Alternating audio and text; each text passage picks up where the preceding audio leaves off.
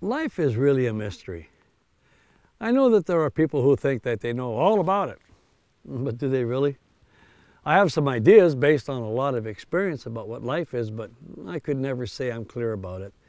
I know that it officially starts at birth and ends at death, but I'm more inclined to believe that birth and death are but transitions that change the environment maybe, but not life itself. There is another transition in life that, in my opinion, is a very big event in everybody's life. It is a transition that sees a lot of changes take place in spirit, soul, and body. Yet while children go through it, most people do not give it a great deal of thought, simply observing that changes are quietly taking place. In many ways, it is a metamorphosis. It's really the dying of the child, if you will, and the corresponding birthing of the adult. By now you'd likely understand that I'm talking about puberty. Puberty may not be as dramatic as the changing of a caterpillar to a butterfly, but there are many similarities. The butterfly is actually the same creature as the caterpillar. It has the same genetic makeup, even if it looks different and now lives in a different function. Now, similarly, a child does not change in genetics or character as much as being transformed from a little boy to a young man, or from being a little girl to a young lady. Their persons are mostly unchanged, even if it may seem at times that they are not the same person.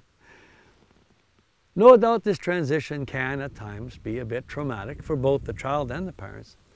This is especially the case when the children are forced to go through puberty surrounded by others experiencing the same thing, which is the case when going to school. I realize that I'm revealing a deep bias here, but common sense should help you understand that this is when a child needs adult company to help transition into the adult world. This is the worst possible time for peer counseling, as all of them are going through rather than having gone through puberty. When a child goes through puberty while being educated at home, the transition is much easier because it is a difficult time that requires a steady, positive influence that only full-time parents can provide. Their unconditional love is essential to help children walk through the transition. Indeed, it is best when parents can walk through it with them 24 hours a day. Although puberty may be confusing, even challenging at times, parents must remind themselves that as these former children become adults, they have to change their parenting techniques in keeping with this transition. Adults should be treated as adults, yet keeping in mind that they are still in transition, lacking experience and wisdom. Having taught in grades 7 and 8 where children are collectively going through puberty, I was often reminded that this is where school really fails. The school insists on continuing to treat them as children, usually only respecting their adulthood of the child when he or she has demonstrated the ability to behave as he or she has been directed. A family normally has only one child going through puberty at a time. Thankfully, God mercifully avoided the possibility of parents having 20 or so children going through puberty at the same time, like what you see in school. While parents may have protected the children as they trained them, they now must focus more on preparing the adults as they teach them.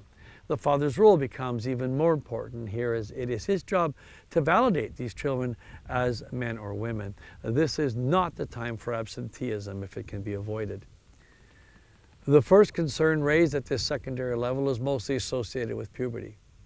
The question is, when are they ready to begin learning at the secondary level? The best answer is the same as it was before, when they are ready, even though the school may have a starting point set at 15 years of age. Within a home education setting, when students start taking responsibility for themselves or their education, or when they begin demonstrating signs of self-motivation, they will begin working more at the secondary level. This usually occurs much earlier than within a school environment, often resulting in home-educated students having completed their secondary phase of their education before their school counterparts begin it.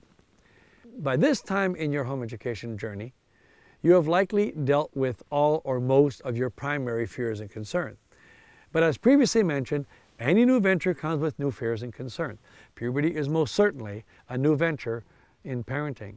So it comes with a new set of fears and concerns, especially with the oldest child who, unfortunately, is the experimental child of the family.